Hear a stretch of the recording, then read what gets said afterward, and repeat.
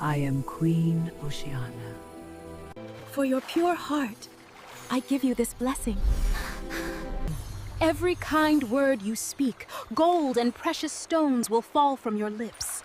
She gave water to a stranger beside a river, a simple act of kindness that made jewels fall from her lips with every word.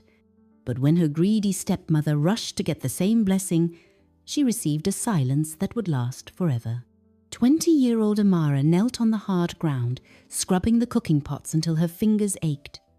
The moon hung low in the sky, and the whole village slept, everyone except her.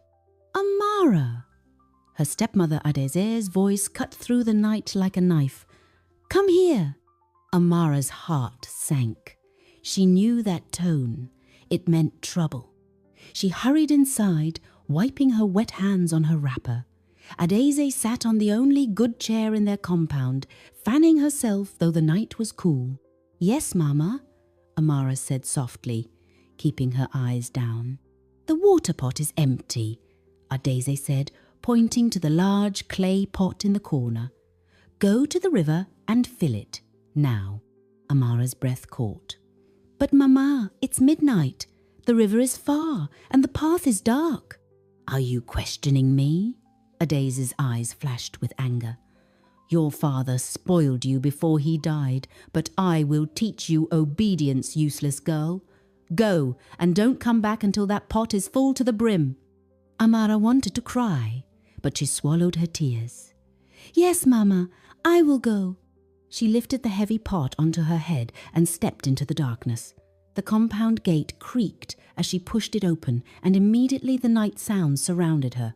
Dogs barked in the distance. Night birds called from the trees. The wind rustled through the palm leaves, making shadows dance across her path. Her legs trembled as she walked. Everyone knew that spirits wandered at midnight, good spirits, bad spirits. Everyone knew the dangers of the forest path.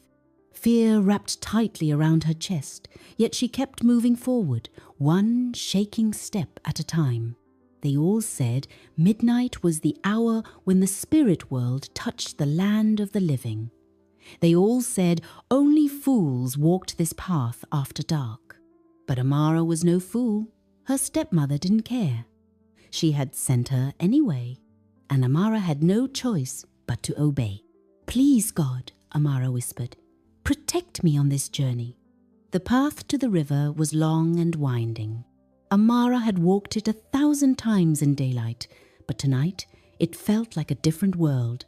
The trees looked taller, darker, and closer, as if they were slowly leaning in to watch her pass. Every shadow seemed to move, staring at her with invisible eyes. Every sound, the crack of a twig, the rustle of leaves, the soft hoot of an owl made her jump. Her heart beat painfully fast. It's just my imagination, she told herself, her voice shaking inside her head. There is nothing here. She hugged her pot tightly against her chest and kept walking, forcing her trembling feet to move forward. She tried to think of beautiful things to distract herself from the fear tightening around her heart. She thought about her sweet and loving mother, who had died 3 years ago. Her mother had been kind and gentle, always singing while she worked. Then her father remarried, hoping to give Amara a new mother. But Adeze had shown her true nature the moment her father died, 6 months later. Now, Amara was nothing but a servant in her own home. She fetched water, cooked all the meals, washed all the clothes, swept the compound, and never received a kind word.